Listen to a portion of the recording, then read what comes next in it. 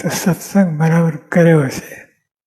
સત્સંગ બરાબર બરાબર બરાબર કર્યો છે તો વિગ્રહ છે.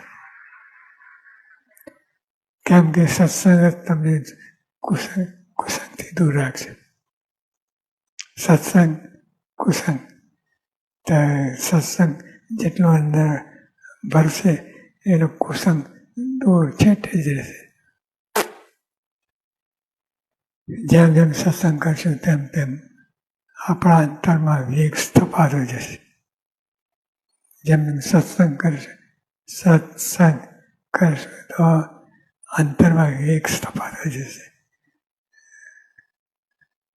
કુસંગ દૂર થશે, સત્સંગ એન્ટ્રી કરશે.